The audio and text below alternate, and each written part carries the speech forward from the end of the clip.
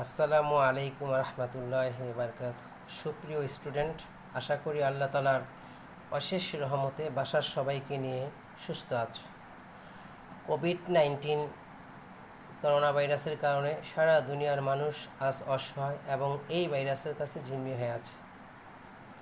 তো করোনা ভাইরাসের শুরুতেই গত 8ই মার্চ যখন 2 জন শনাক্ত হয় বাংলাদেশে, তখন থেকেই তোমাদের এই শিক্ষা প্রতিষ্ঠান বন্ধের দিকে, অর্থাৎ আজ থেকে প্রায় 1.5 মাস হয়ে গেল তোমাদের এই শিক্ষা প্রতিষ্ঠান বন্ধ।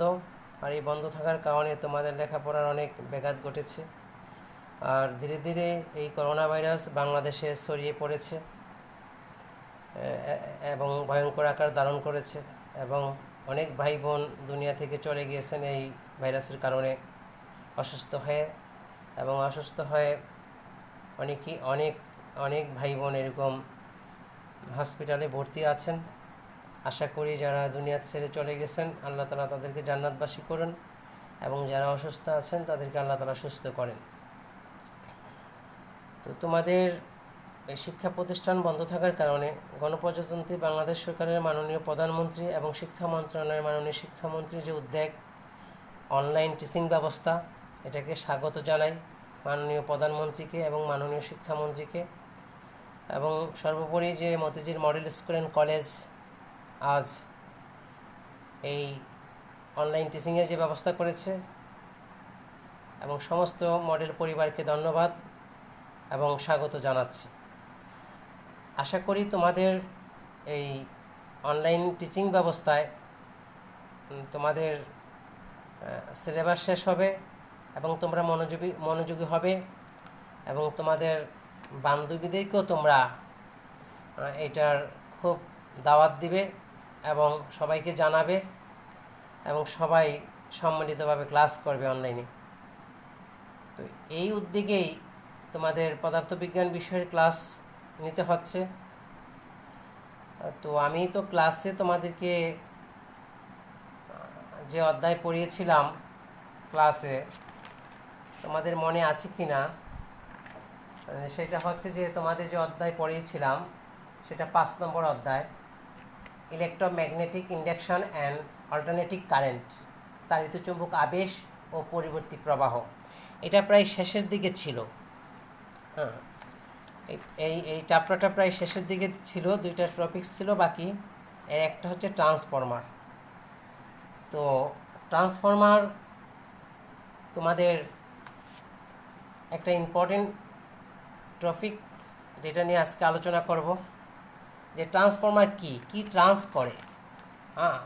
যদি এই কথা বলা হয় যে কি ট্রান্স করে, তাহলে কোনো কিছু ট্রান্স করে, কোনো কিছু বলতে কি, যে কোনো সার্কিটের পরিচালক বল ও বিদ্যুৎ প্রবাহকে ট্রান্স করা।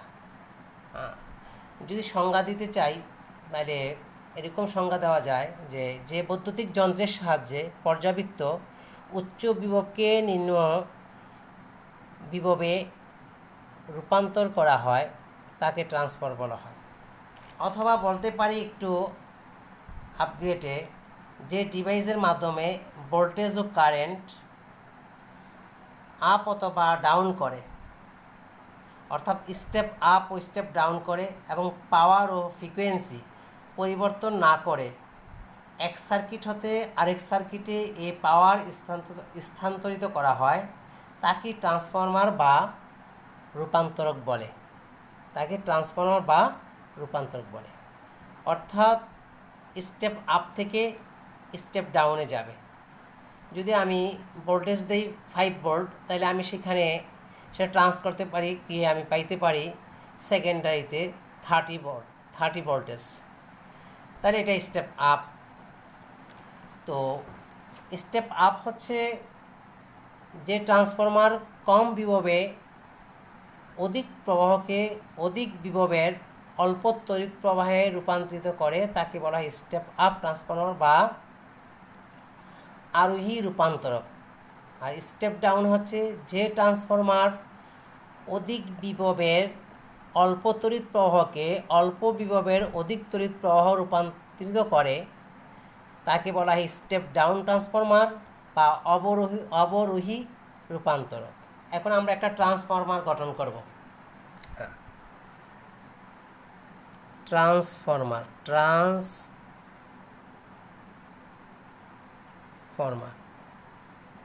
বা রূপান্তরক।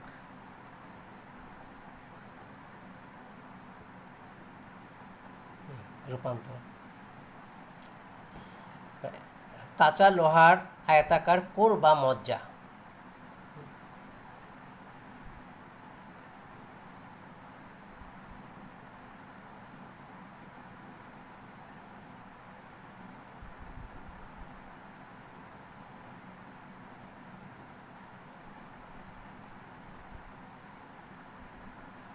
এগুলি কোর, লোহার পাতলা পাত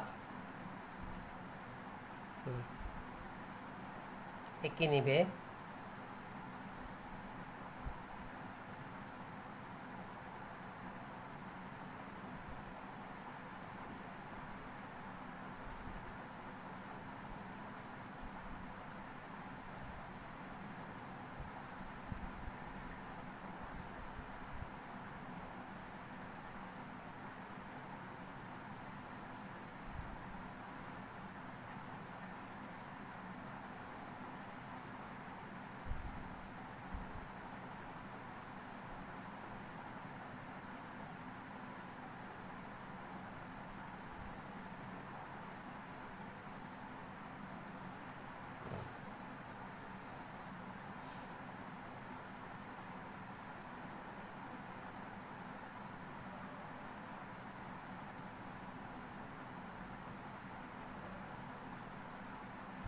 কতগুলি পেঁচানো তার অর্থাৎ তারের কুণ্ডলী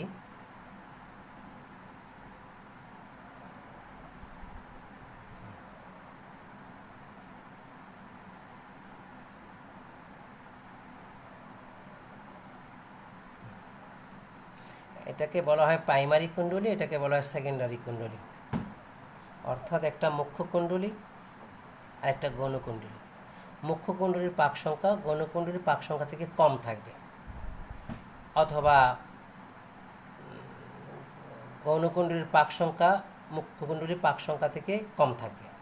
এটা ডিপেন্ড করবে দুইটা ট্রান্সফরমার, একটা step up transformer, step up, আর একটা স্টেপ ডাউন ট্রান্সফরমার।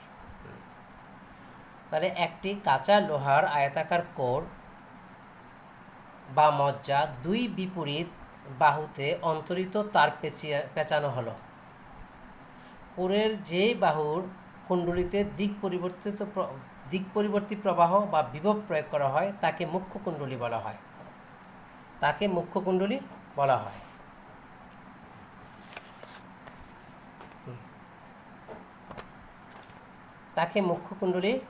হয়। স্টেপ আপ ট্রান্সফরমারের মুখ্য কুণ্ডলীর চেয়ে গৌণকুণ্ডলীর পাক সংখ্যা বেশি থাকে। অন্যদিকে স্টেপ ডাউন ট্রান্সফরমারে মুখ্য কুণ্ডলীর চেয়ে গৌণকুণ্ডলীতে পাক সংখ্যা কম থাকে। এটা আমরা জেনে নেব যে স্টেপ আপ ট্রান্সফরমারে মুখ্য কুণ্ডলীর চেয়ে গৌণকুণ্ডলীর পাক সংখ্যা বেশি, অর্থাৎ স্টেপ আপ এটা মুখ্য কুণ্ডলী আর এটা গৌণকুণ্ডলী। এখানে পাক সংখ্যা বেশি, আর গৌণকুণ্ডলী মানে সেকেন্ডারি কুণ্ডলী, আর এটাকে বলা হয় প্রাইমারি কুণ্ডলী। প্রাইমারি কুণ্ডলীতে তারের পাক সংখ্যা হচ্ছে কম, আর সেকেন্ডারি কুণ্ডলীতে অর্থাৎ গৌণকুণ্ডলীতে পাক সংখ্যা হচ্ছে বেশি। এটা একটু লক্ষ্য রাখবো। তাহলে আমরা এখানে ধরতে পারি যে মুখ্য কুণ্ডলীতে প্রাইমারি ইলেকট্রোমোটিভ ফোর্সকে আমি ইপি ধরি। প্রাইমারি ইলেকট্রোমোটিভ ফোর্স তড়িৎচালক বল পরিবর্তী বিভব প্রয়োগ করার ফলে এই কুণ্ডলীতে প্রাইমারি প্রবাহ হচ্ছে আইপি। প্রাইমারি প্রবাহ আইপি পাওয়া যায়, এবং এই প্রবাহ অন্তবস্তুকে চুম্বকিত করে চুম্বক ক্ষেত্র রেখা উৎপন্ন করে, যা মুখ্য কুণ্ডলীতে একটি আবিষ্ট তড়িৎচালক শক্তি উৎপন্ন হয়। এটা একটা আবিষ্ট তড়িৎচালক শক্তি উৎপাদন হয়।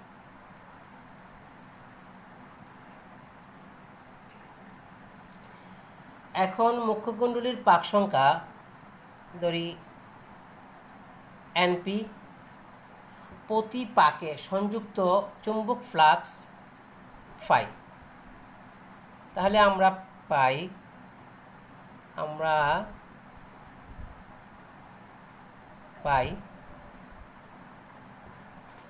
প্রাইমারি ইলেকট্রোমোটিভ ফোর্স ইকুয়াল হচ্ছে পাক সংখ্যা ফ্লাক্সের পরিবর্তন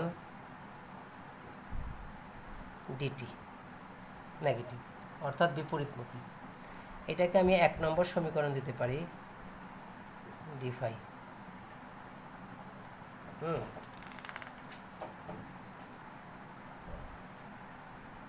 এখানে ডি ফাই ডিটি হলো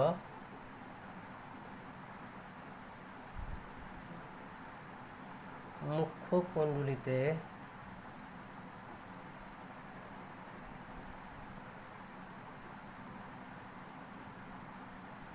চুম্বক ফ্লাক্সের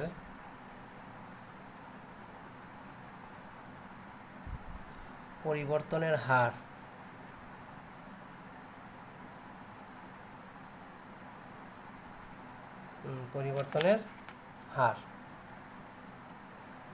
তাহলে চুম্বক ফ্লাক্স যদি কোনো ক্ষরণ না হয়, অর্থাৎ চুম্বক ফ্লাক্সে যদি কোনো ক্ষরণ না হয়, তাহলে গৌণকুণ্ডলীতে প্রতি পাকে একই ফ্লাক্স সংযুক্ত হবে, ফলে গৌণকুণ্ডলীতে তড়িৎচালক শক্তি আবিষ্ট হবে। অর্থাৎ যদি কোনো ফ্লাক্সের মধ্যে কোনো ক্ষরণ না ঘটে, ফ্লাক্সের কোনো ক্ষরণ না ঘটে, তাহলে এই গৌণকুণ্ডলীর প্রতি পাকে একই ধরনের ফ্লাক্স সংযুক্ত হবে এবং এই কুণ্ডলীতে ইলেকট্রোমোটিভ ফোর্স তৈরি হবে, ইএস। ইলেকট্রোমোটিভ ফোর্স এখানে তৈরি হবে ES.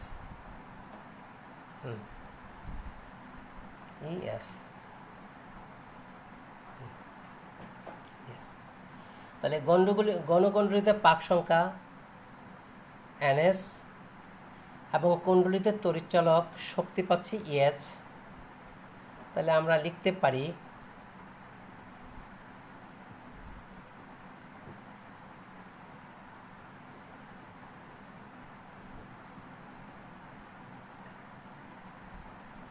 Secondary electromotive force equal হচ্ছে সেকেন্ডারি পাক সংখ্যা ডি ফাই ডিটি বিপরীতমুখী। এটাকে আমি 2 নং সমীকরণ দিলাম।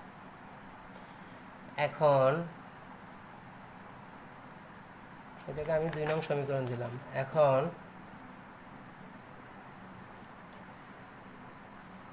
সমীকরণ 1 নং ও 2 নং হতে পাই primary electromotive force by secondary electromotive force, primary পাক আর হচ্ছে সেকেন্ডারি পাক সংখ্যা।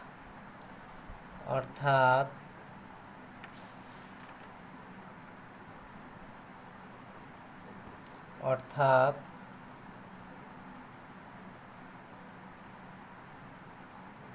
কুণ্ডলী দ্বয়ের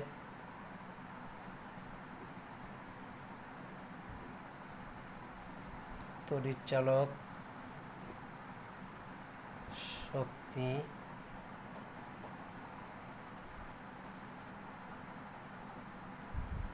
এদের পাক সংখ্যার সমানুপাতিক।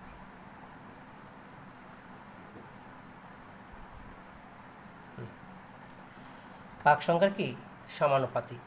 তাহলে আমরা পাই primary electromotive force by secondary electromotive force, primary পাক সংখ্যা সেকেন্ডারি পাক সংখ্যা, তা সমানুপাতিক হারে বাড়ছে, অর্থাৎ তড়িৎচালক শক্তি এদের পাক সংখ্যার সমানুপাতিক। এখন এই শক্তি নিত্যতার সূত্র অনুসারে ট্রান্সফরমারের উভয় কুণ্ডলীতে ক্ষমতা সমান হবে। শক্তি নিত্যতার সূত্র অনুযায়ী আমরা ট্রান্সফরমারের উভয় কুণ্ডলীতে এর পাওয়ার সমান হবে। অর্থাৎ মুখ্য কুণ্ডলীতে প্রতি সেকেন্ডে ব্যয়িত শক্তি হবে তার সমান গৌণকুণ্ডলীতে প্রতি সেকেন্ড উৎপন্ন শক্তির সমান। হ্যাঁ, তাহলে আমরা লিখতে পারি যে মুখ্য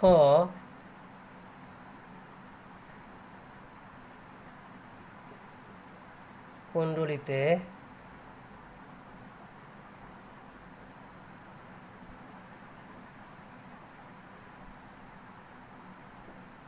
প্রতি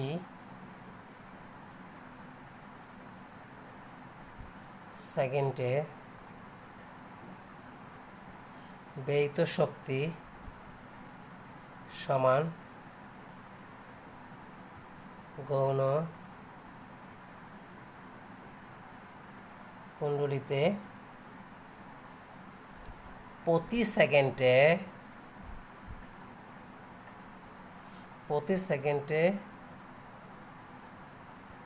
ব্যয়িত শক্তির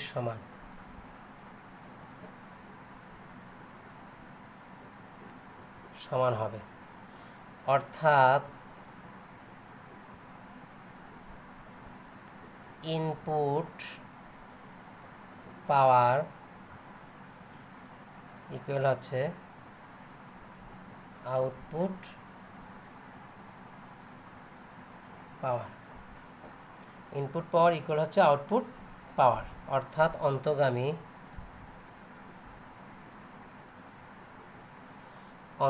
ক্ষমতা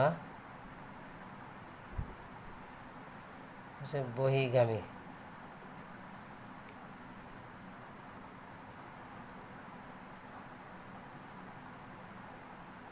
ক্ষমতা। তাহলে ক্ষমতা ইকুয়াল হচ্ছে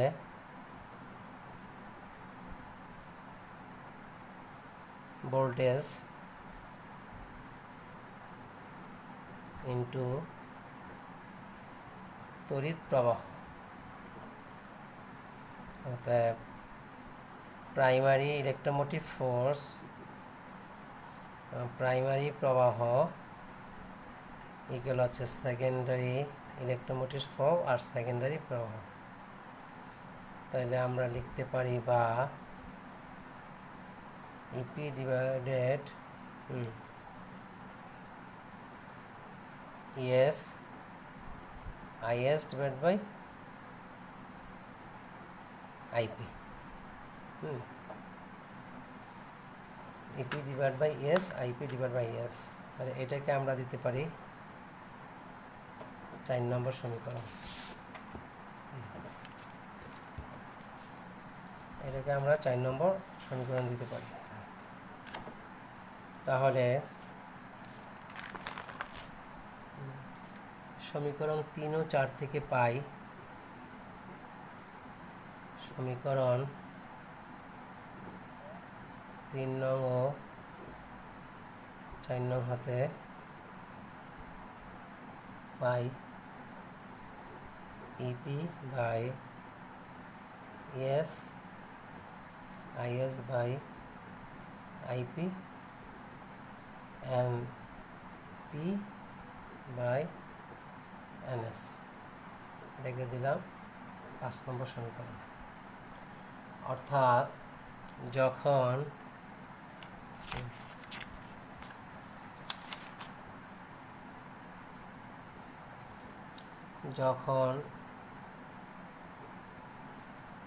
সমীকরণ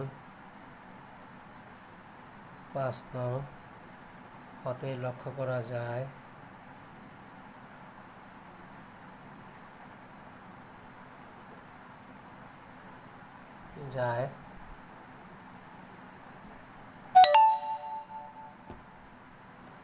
NS greater than NP হলে ES greater than EP হয়। অর্থাৎ ট্রান্সফরমারটি step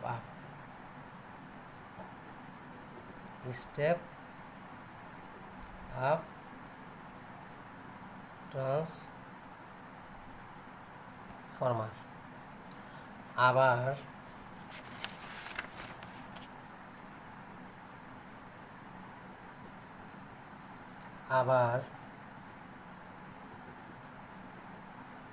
NP greater than NS হলে EP greater than ES হয়।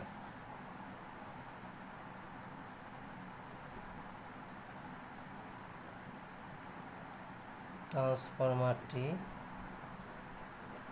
Step down.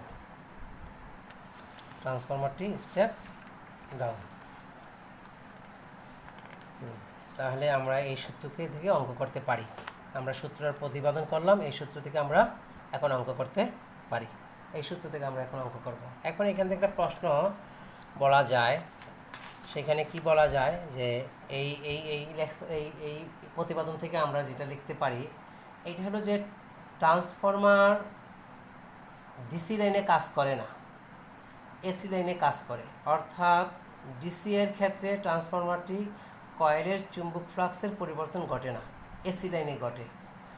তাই তড়িৎ সরবরাহ লাইনে, টিভি, কম্পিউটার ইত্যাদি ক্ষেত্রে ট্রান্সফরমার ব্যবহৃত হয়। এখন আমরা অঙ্ক করব, কিছু অঙ্ক করি। তাহলে সূত্র আমরা এখানে দুইটি লিখলাম। একটা সূত্র হলো EP by ES NP by NS. এটাকে মুখ্য কুণ্ডলীর ভোল্টেজও বলা হয়, আবার মুখ্য কুণ্ডলীর তড়িৎচালক শক্তিও বলা হয়। গৌণ কুণ্ডলীর ভোল্টেজও বলা হয়, গৌণ কুণ্ডলীর শক্তিও বলা হয়। আমরা ভোল্টেজও বলতে পারি, শক্তিও বলতে পারি। তাহলে এই সূত্রগুলি দিয়ে দুই নম্বরে আমরা কি পেলাম? ইপি ইএস ইকুয়াল হচ্ছে আইএস আইপি। তাহলে আমরা অঙ্ক করতে পারি যে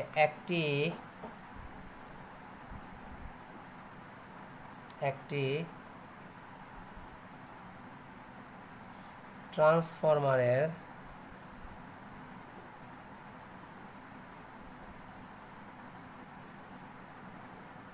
মুখ্য কুণ্ডলীর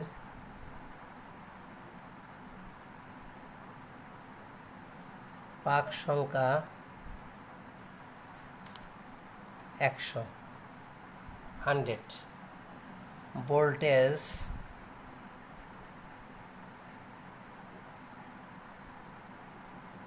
400 বিভব,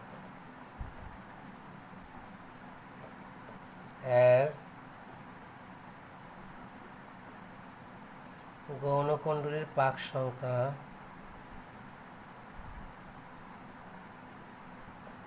কুণ্ডলীর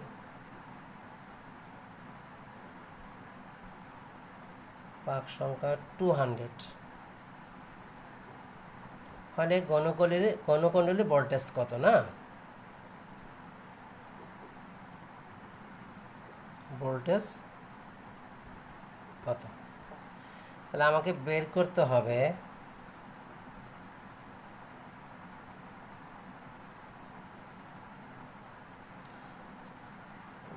গৌণ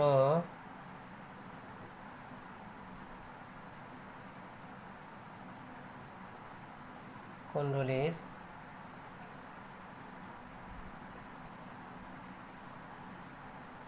ভোল্টেজ ইএস ওয়াট। তাহলে দেওয়া আছে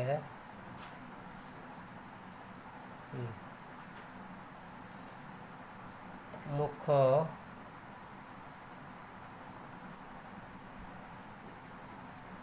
কুণ্ডলীর পাক সংখ্যা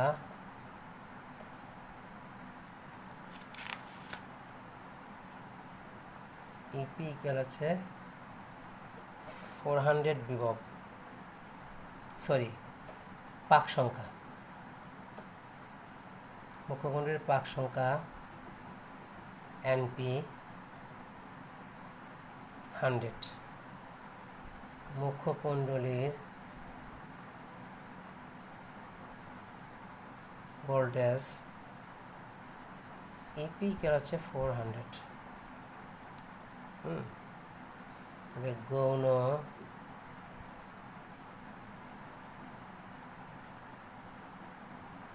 কুণ্ডলীর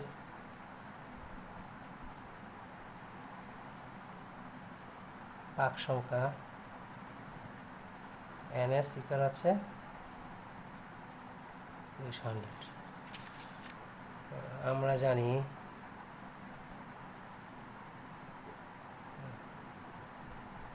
জানি ইপি এস ইকুয়াল আছে এনপি এনএস, বা এস ইকুয়াল আছে ইপি ইন্টু এনএস এনপি। তাহলে আমরা এখানে মান বসিয়ে দিতে পারি। এখন 400 বিভব 200 ডিভাইডেড বাই 100, তাহলে আমরা লিখতে পারি 800। তাহলে গৌণকুণ্ডলীর অতএব গৌণ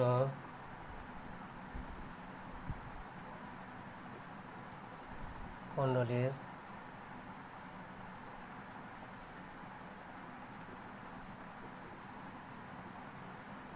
ভোল্টেজ কত পেলাম আমরা? 800।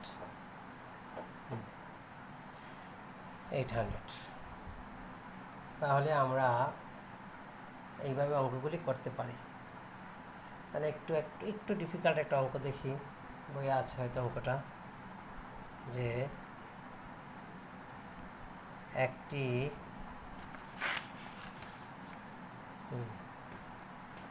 একটি স্টেপ আপ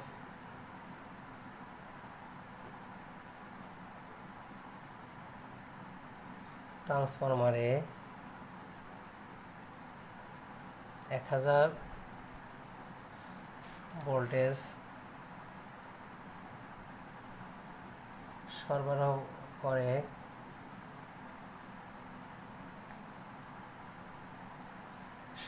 করে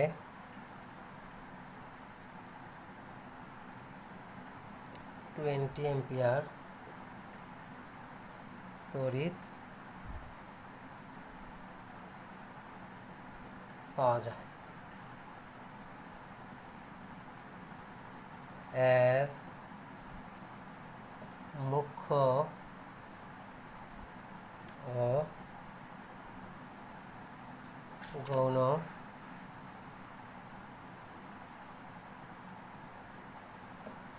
কুণ্ডলীর পাক সংখ্যা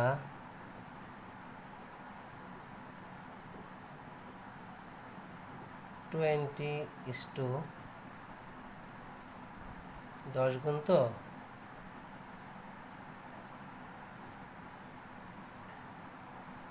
20:200 10:200। প্রশ্ন 1, ট্রান্সফরমারটি বহিঃক্ষমতা কত? ট্রান্সফরমারটির বহিঃক্ষমতা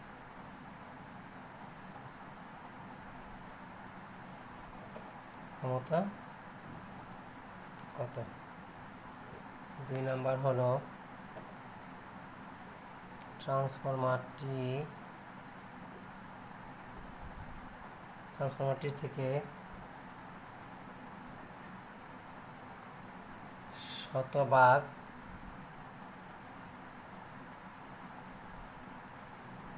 আউটপুট পাওয়া সম্ভব কিনা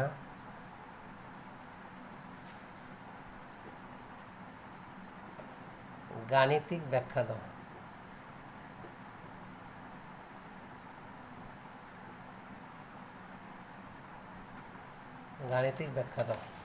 তাহলে আমরা অঙ্ক করতে পারি যে 1 নং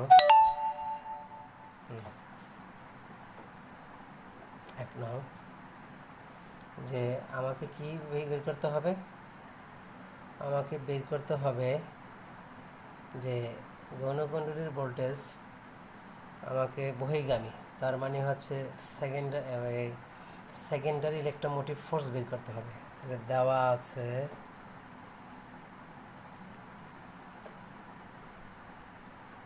আছে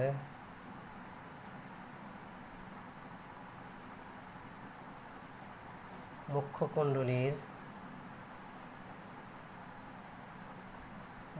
কুণ্ডলীর ভোল্টেজ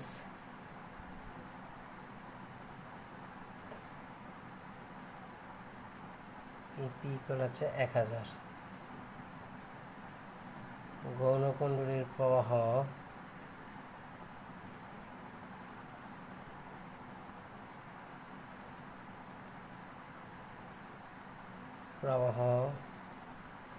IS 20।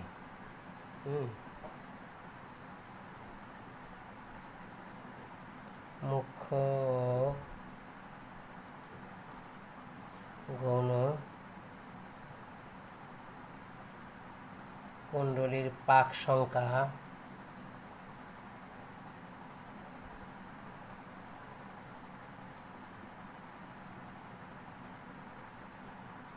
অনুপাত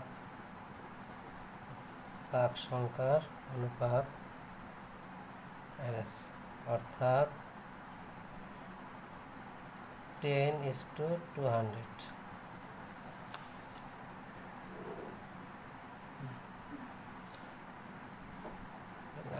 আমরা লিখতে পারি, তাহলে লিখতে পারি গৌণ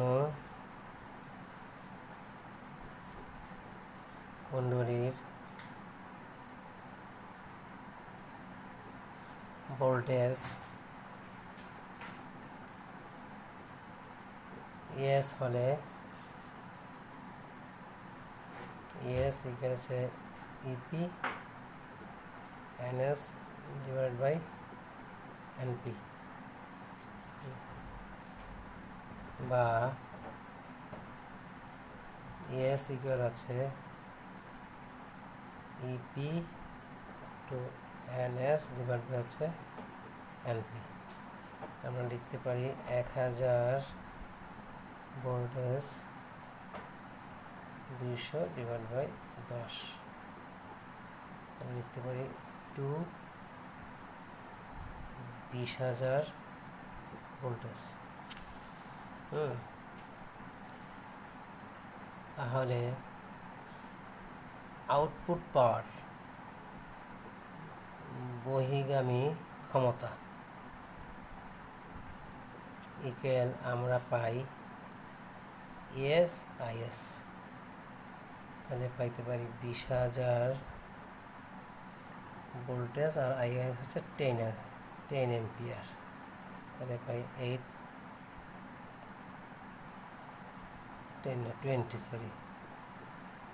তাহলে আমরা পাই 4, 1, 2, 3, 4, 5 এত। তাহলে এটা যদি কিলোওয়াটে নেই তাহলে 1400 কিলোওয়াট। তাহলে 2 নম্বর অঙ্কে বলা আছে প্রদত্ত ক্ষমতা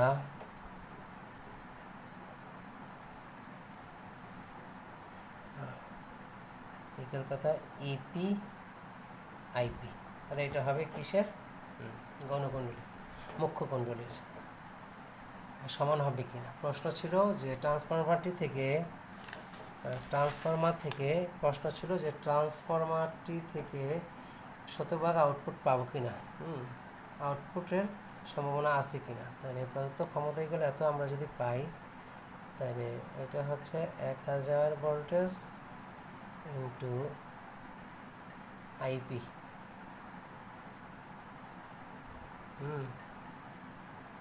তাহলে 20 ইন্টু 200, তাহলে 4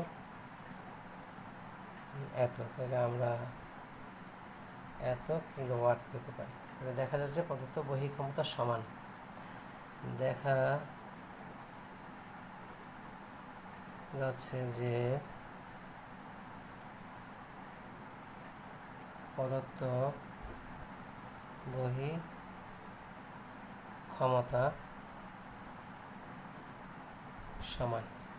কিন্তু এখানে একটা শর্ত আছে, শর্তটা লিখবে যে শতভাগ আউটপুট পাওয়া সম্ভব।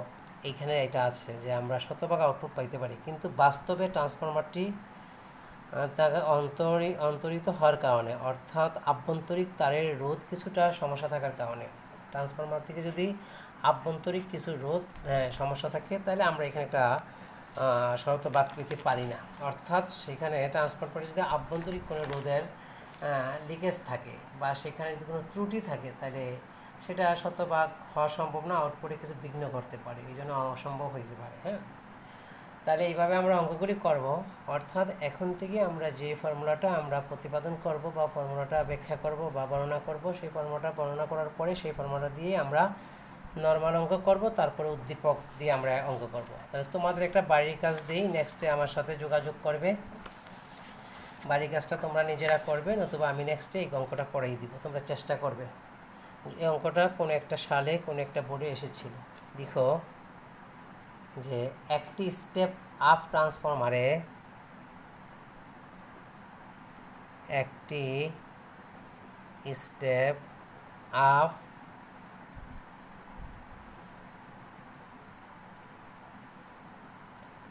ট্রান্সফরমার এ 220 ভোল্ট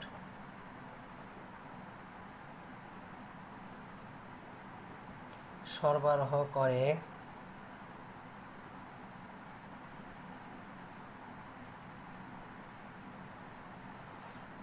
2200 ভোল্ট পাওয়া যায়।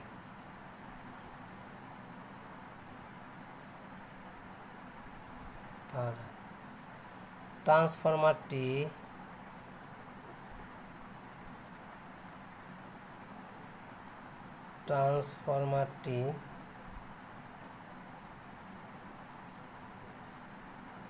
মুখ্য কুণ্ডলীর পাক সংখ্যা 500 এবং এর রোধ 0.5 ওহম। প্রশ্ন 1, গৌণকুণ্ডলীর পাক সংখ্যা নির্ণয় করো। গৌণকুণ্ডলীর পাক সংখ্যা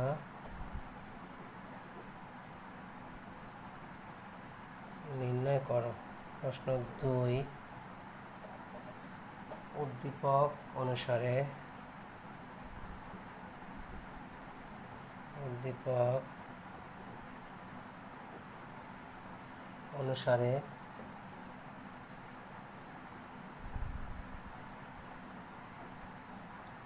কুণ্ডলীদ্বয়ের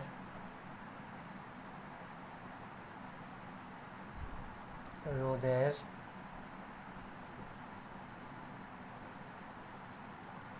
অনুপাত নির্ণয় করা যাবে কিনা।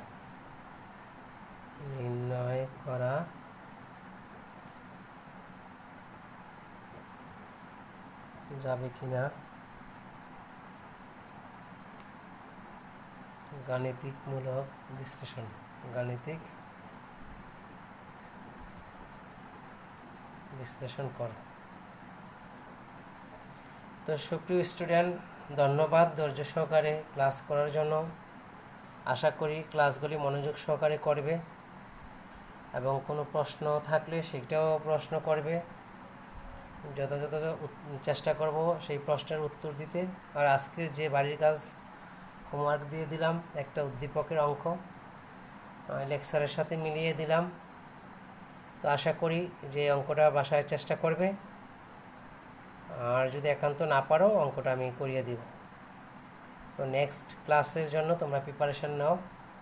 হ্যাঁ, তো ইনশাআল্লাহ নেক্সটের যে এই চ্যাপ্টার শেষ করে দেবো ইনশাআল্লাহ। নেক্সট ক্লাস এই চ্যাপ্টারে যে টপিক নেক্সটে আছে সেটা শেষ করিয়ে দিব। আশা করি তোমরা সুস্থ থাকবে, বাসায় থাকবে, হ্যাঁ, আল্লাহ তাআলার হুকুম মেনে চলবে এবং খুব আল্লাহকে ডাকবে, কান্নাকাটি করবে। আল্লাহর পক্ষ থেকে অসুস্থতা আসে, আবার আল্লাহ তাআলাই অসুস্থতাকে দূর করবেন। হ্যাঁ, আল্লাহ রাসূলের হাদিস, যখন যখন কোনো সমস্যা দেখা যায় তখন নামাজে দাঁড়ানোর জন্য। রাসূল ইসলামের জমানায় জোরে বাতাস প্রবাহিত হলে উনি নামাজে দাঁড়াইতেন। এই বুঝি কিয়ামত এসে গেল নাকি। তো মহাসংকট এবং মহা সমস্যা সারা দুনিয়াব্যাপী, সবাই সবার জন্য দোয়া করব। এবং এর সাথে সাথে আমার লেখাপড়াকেও আমি চালিয়ে যাব ইনশাআল্লাহ।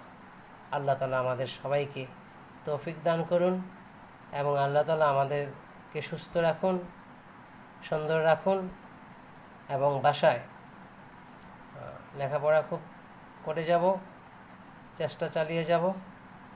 যখন যে পড়া আসে সেটা কমপ্লিট করব এবং সামনে অ্যাডভান্স পড়ে রাখবো।